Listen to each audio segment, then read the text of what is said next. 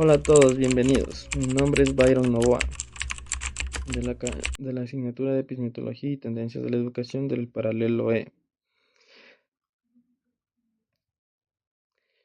Hoy vamos a hacer una pausa para explorar una de las preguntas más fundamentales de la existencia humana. ¿Cómo aprendemos? Parece una pregunta simple, pero la respuesta ha dado forma a nuestros sistemas educativos, a cómo nos capacitamos en el trabajo, incluso a cómo nos entendemos a nosotros mismos. Para nuestro curso de epistemología y tendencias de la educación, hoy vamos a embarcarnos en un viaje a través del tiempo, del pensamiento para desglosar cuatro de las teorías más influyentes sobre el aprendizaje.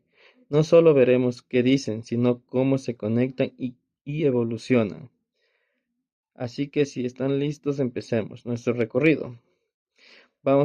Vamos a empezar por el conductismo. El conductismo, el aprendizaje observable. A principios del siglo XX, la psicología quería ser una ciencia seria y para ello necesitaba centrarse en lo que podía medir, la conducta. Así nace el conductismo. Sus pioneros como Pavlov y Skinner propusieron que aprender es en esencia un cambio en el comportamiento observable causado por una respuesta a estímulos del entorno. El conductismo no, so- no se interesa por lo que pasa dentro de la mente. A eso lo llamaba una caja negra. Solo le importa el estímulo que entra y la conducta que sale. Pensamos en el ejemplo más clásico, aprender a montar en bicicleta. Desde una óptica conductista, un niño aprende a través del ensayo y error. Y si se inclina demasiado a la izquierda y se cae, un castigo o un estímulo negativo. Aprende a no repetir esa acción. Cuando finalmente mantiene el equilibrio y avanza, el elogio de sus padres. Lo estás haciendo genial. Actúa como un esfuerzo positivo, incentivando que se conducta. Mantener el equilibrio se repita. Es un aprendizaje basado en la repetición y el esfuerzo. Y aunque hoy no nos parezca una visión limitada, se sentó de las bases muchas estrategias educativas, como la práctica constante y la retroalimentación inmediata. El conectivismo, la revolución de la mente. Ahora bien, la idea de que la mente es una caja negra no convenció a todos a los mediados del siglo XX. Una nueva corriente de pensamiento impulsada por la llegada de las computadoras cambió las reglas del juego. Bienvenidos a la revolución cognitiva y al cognitivismo.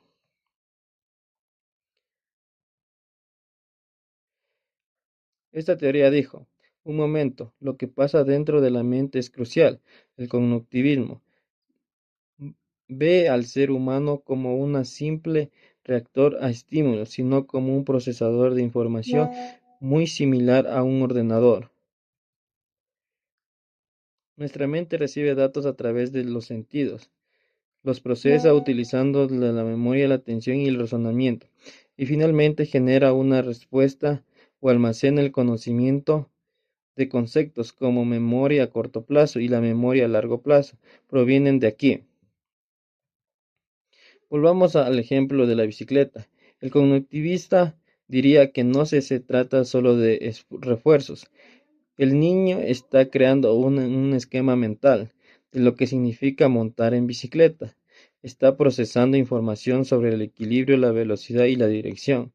Aprende a anticipar una caída y a corregir su postura. No solo está reaccionando, está pensando, planificando y resolviendo un problema. El aprendizaje es un proceso mental interno y activo. El constructivismo, el arquitecto del conocimiento. El cognitivismo abrió la puerta a la mente, pero el constructivismo la derribó por completo. Teorías como Piaget y Vygotsky llevaron la idea del aprendizaje activo paso más allá. Para el constructivismo no somos computadoras que simplemente procesan información que reciben del exterior, Somos arquitectos que construyen activamente su propio conocimiento. ¿Cómo? Conectando la información nueva con nuevas experiencias y conocimientos previos. El aprendizaje entonces es un proceso único para los individuos, es social y es contextual. No aprendemos en el vacío. Imaginemos ahora a nuestro ciclista, un constructivista. Notaría que el niño no solo procesa datos, sino que construye. Su entendimiento quizás ya sabía usar un patinete, así que lo utiliza ese conocimiento previo sobre el equilibrio para aprender a usar la bicicleta. Si aprende con amigos, al aspecto social es clave.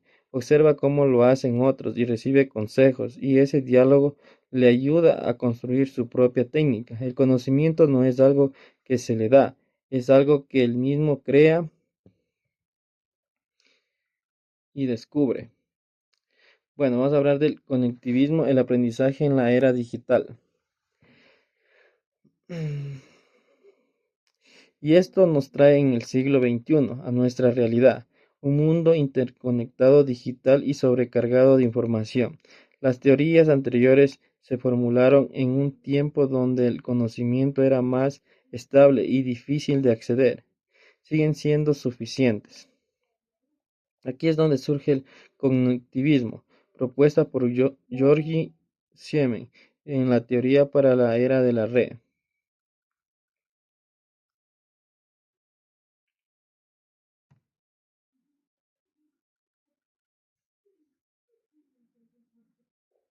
El cognitivismo postula en el aprendizaje ya no reside únicamente dentro del individuo. Hoy el conocimiento está distribuido a través de las redes. Aprender entonces es la habilidad de construir y navegar en esas redes. La idea central es que la capacidad de encontrar la información que necesitas en el momento justo es más valiosa que tenerla memorizada. El saber cómo y el saber dónde son más importantes que el saber qué. Nuestro ciclista moderno, antes de subirse a la bicicleta, quizás vio un tutorial en YouTube, después buscó un foro online, cuál era la mejor técnica para frenar. Su aprendizaje no provino de una sola fuente, sino de una red de nudos de información, videos, artículos y quizás la opinión de otros ciclistas en una red social. El aprendizaje es la conexión. Así completamos nuestro viaje.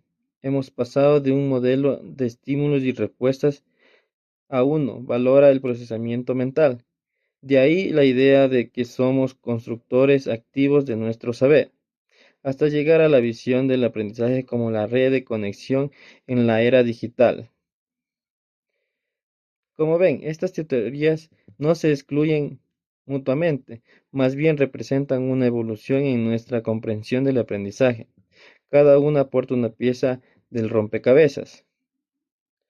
Probablemente están haciendo un poco de todo, y esa quizás es la lección más importante. El aprendizaje es un proceso multifacético, dinámico y profundamente humano. Bueno, gracias por acompañarme en este análisis. Muchísimas gracias.